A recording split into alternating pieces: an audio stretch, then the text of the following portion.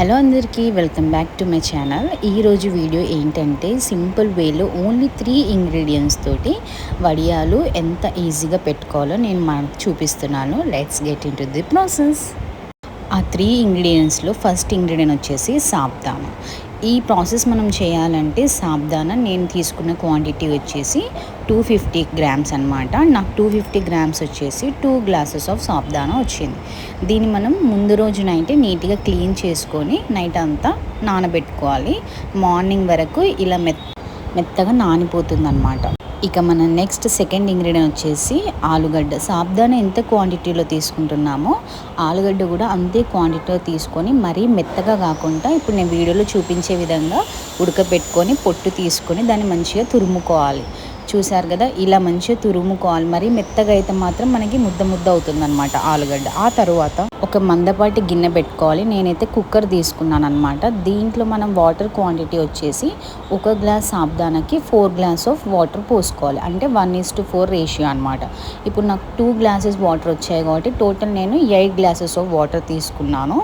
ఇలా water add చేసుకొని కొంచెం మరిగాక మనం ముందుగా నానబెట్టుకున్న సాబ్దానాని వాటర్తో పాటు ఇందులో యాడ్ చేసేసుకోవచ్చు. ఇలా సాబ్దానాని నీళ్ళల్లో యాడ్ చేసుకున్నాక ఎంతసేపు ఉడికించుకోవాలంటే సాబ్దానా అనేది మొత్తం ట్రాన్స్పరెంట్ కలర్ వచ్చే వరకు మంచిగా ఉడికించుకోవాలి. మనం మంటని సిమ్లో కొంచెంసేపు ఐ ఫ్లేమ్లో కొంచెంసేపు పెట్టుకొని మంచిగా దగ్గర నుండి ఉడికించుకోవాలన్నమాట. ఎంత బాగా మనకి సాబ్దానా ఉడికితే వడియాలు అంత చాలా మంచిగా వస్తాయన్నమాట. ఇలా 15 మినిట్స్ ఉడికించుకున్న తర్వాత మనం ముందుగా తరుముకున్న ఆలుగడ్డని ఇందులోకి యాడ్ చేసుకొని బాగా ఉండలు లేకుండా కలుపుకోవాలన్నమాట.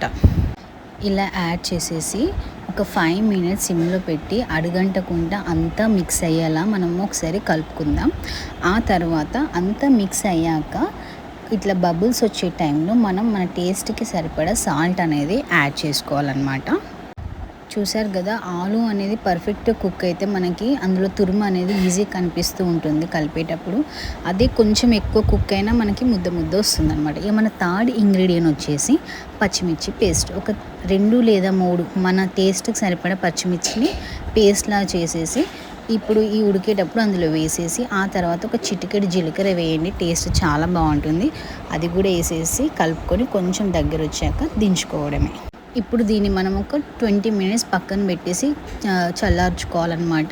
చల్లార్చుకునేటప్పుడు కలుపుతూ ఉండాలి మధ్య మధ్యలో, లేకపోతే పైన అనేది అట్టొస్తుంది అనమాట.